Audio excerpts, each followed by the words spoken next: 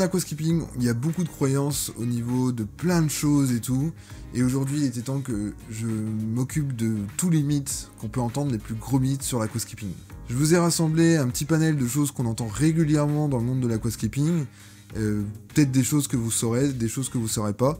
Allez, on va voir ça.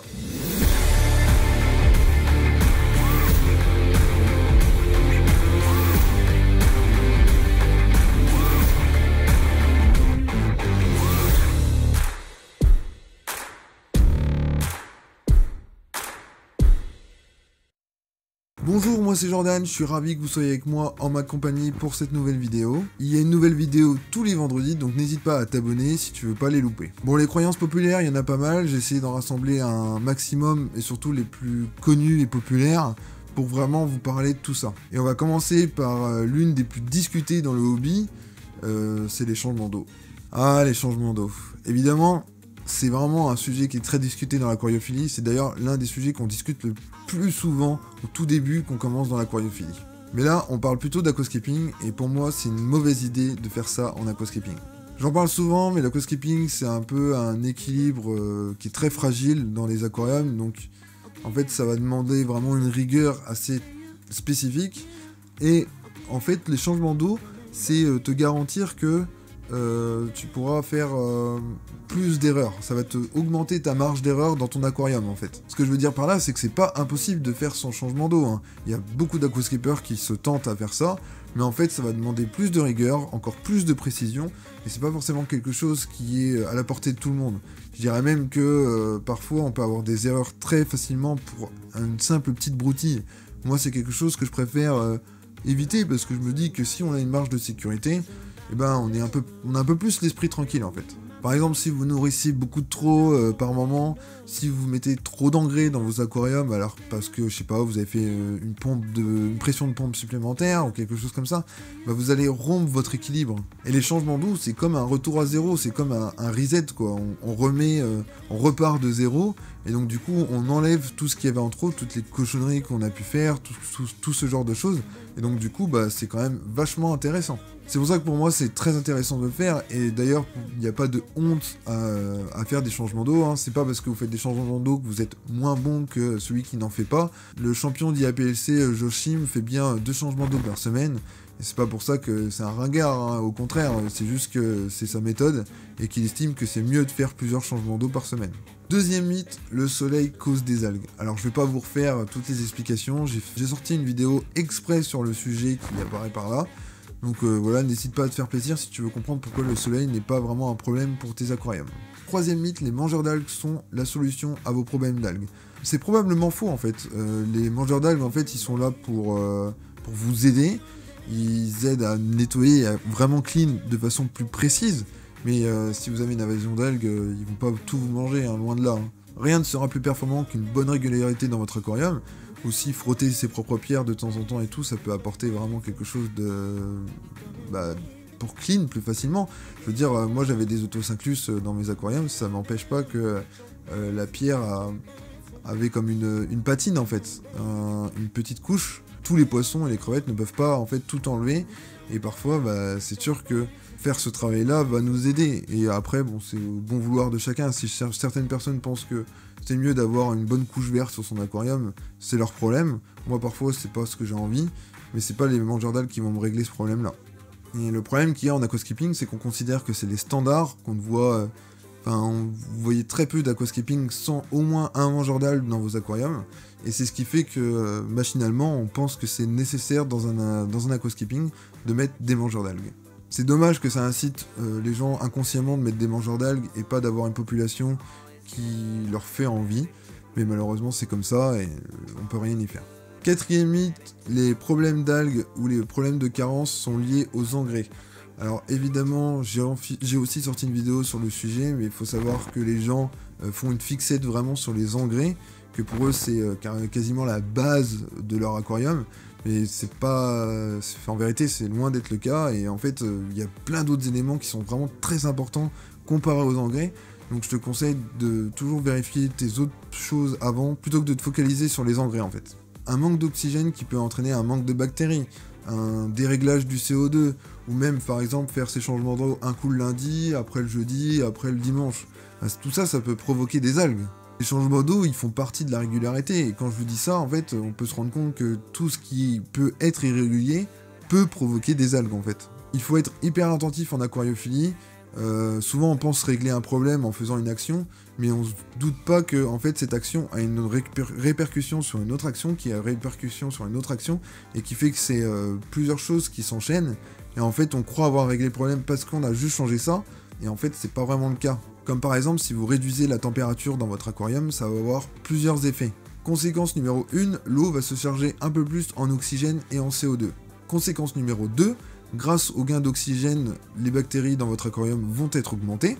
Conséquence numéro 3, la baisse de la température va ralentir le métabolisme des plantes et donc va ralentir l'absorption de CO2. Conséquence numéro 4, la température qui va baisser va également ralentir le métabolisme des algues. Et ce n'est que le début. Par ce biais-là, je veux te montrer que quand tu fais une simple action, ça peut enchaîner tout un tas de choses dans un aquarium, et donc du coup en fait il faut être attentif à tout ça, et parfois on se dit qu'en ayant fait ça, ça a marché, alors que le problème n'a pas été réglé à cause de la baisse de température, enfin bon, elle a été réglée par la baisse de température, mais ça a eu d'autres effets qui, elles, ont eu un champ d'action différent.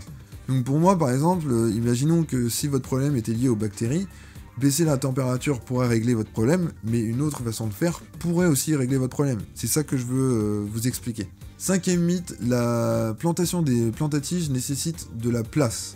En fait, on a tendance à se dire que quand on plante des plantes à tiges, il faut laisser un grand espace en fait pour que les plantes puissent pousser et recevoir la lumière. Et ben c'est faux.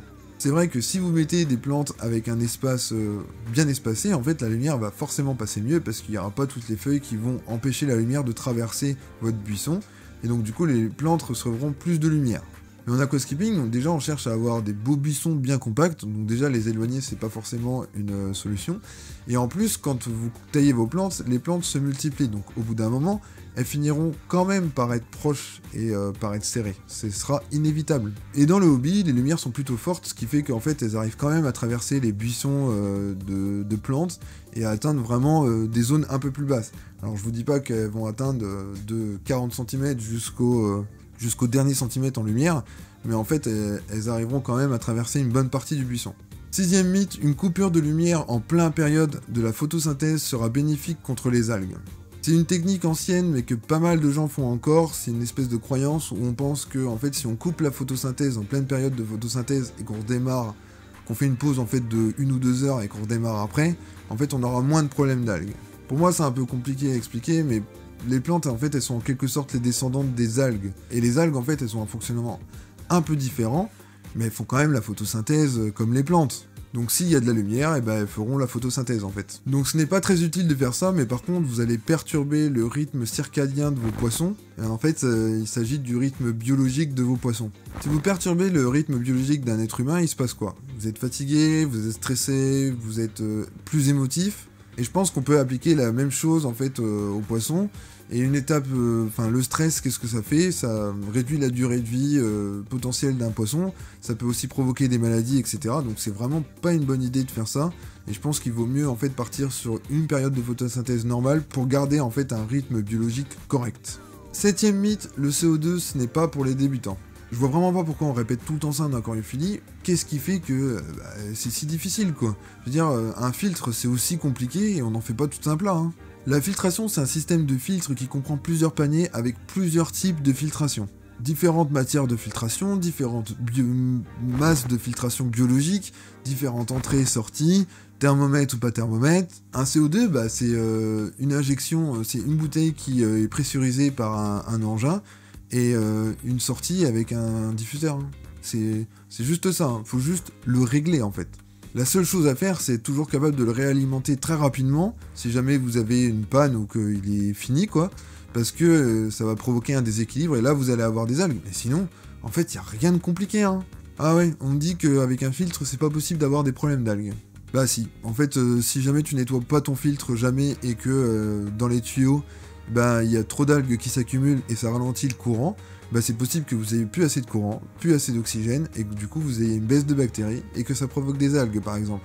il y a plein de possibilités qui fait que votre filtre peut se boucher et provoquer des algues. Donc pour moi, filtre et CO2, même combat. 8ème mythe, ton aquascaping doit forcément contenir le nombre d'or ou la règle des tiers dans ton aquarium.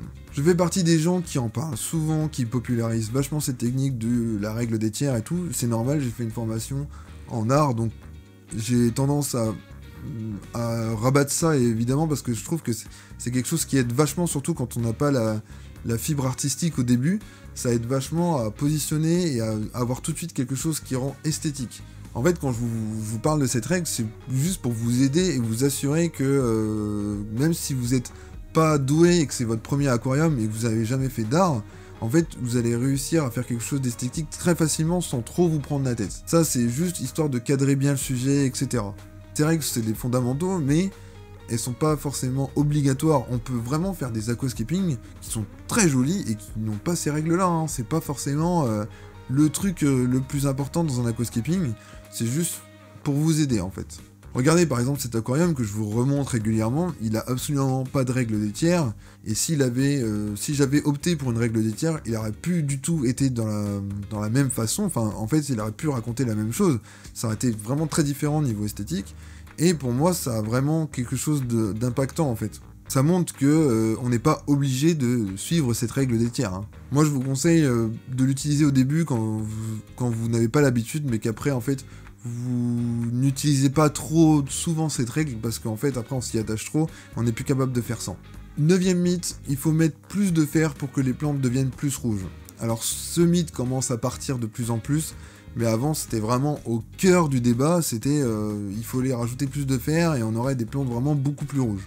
En fait, effectivement, il y a une action sur la couleur de la plante, c'est-à-dire qu'avec le fer, les plantes vont se mettre à rougir plus facilement, mais en fait, la plante, elle va se servir d'une quantité dont elle a besoin, et après, stop, elle en prend pas plus. Elle va pas se mettre à en prendre plus, et donc du coup, pour elle, elle prend juste la quantité suffisante. Si vous en mettez plus, elle le prendra pas, donc ça sert à rien d'en doser plus, parce que vos plantes vont pas devenir plus rouges, parce qu'elles vont pas s'en servir, en fait. Le rouge provient de ça, mais il provient aussi également d'un manque de nitrate, parce que le nitrate... c'est ce qui sert à produire la chlorophylle, donc du coup s'il manque de la chlorophylle qui est le vert de la plante, en fait la plante va avoir plus tendance à rougir. Mais ce n'est pas vraiment le seul effet, ce qui rend les plantes rouges c'est aussi la lumière qui tabasse vraiment, ça aide vraiment à transformer la plante en rouge, voilà. À titre d'exemple, dans mon hollandais j'injectais tous les 15 jours une petite dose, mais vraiment une petite dose de fer, c'était moins que ce qui était recommandé sur la bouteille, et je l'injectais que tous les 15 jours. Donc voilà, pour dire c'était vraiment peu, et pourtant les plantes, elles étaient vraiment très rouges, tu vois, donc ça n'a vraiment rien à voir, enfin ça a à voir, mais c'est pas le facteur le plus important pour les plantes rouges. 10ème mythe, la aquascaping, ça prend beaucoup de temps. Le bac à mettre en place, les décors, la plantation, tout ça, je suis d'accord, ça prend du temps à faire, mais une fois que votre aquarium est lancé, c'est une toute autre histoire. Pour moi, il s'agit de sacrifier un quart d'heure par semaine environ, voire une demi-heure peut-être, si on n'est pas habitué au changement d'eau. Ce qu'il faut, c'est une bonne organisation, et si on a une bonne organisation, tout se passera bien. Après, il faudra sacrifier quand même une fois toutes les 2 semaines ou toutes les 3 semaines un peu de taille. Alors ça dépend si vous préférez tailler tout d'un coup ou si vous préférez tailler plante par plante. Il y a des gens qui font ça pour éviter en fait de casser les plantes et que tout se mette ait du mal à repousser en fait au niveau biologie, et donc du coup dans l'aquarium ça peut poser des problèmes et aussi des algues. Donc il y en a qui préfèrent couper plutôt par exemple toutes les mousses, après toutes les plantes à tige et puis après tout le reste des plantes, tu vois, par exemple. Donc tout ça, ça va avoir un lien très fort. Donc c'est à toi de te répartir, de t'organiser pour savoir comment tu veux faire ton aquarium, comment tu veux l'entretenir. Mais un changement d'eau, sur un aquarium de 60 litres par exemple, ça va être 10 minutes. Hein. Mais moi en même temps, tout ça, ça me fait du bien. En fait, ce que j'aime dans l'aquascaping, c'est pas simplement d'avoir un bac qui est joli, c'est de l'entretenir.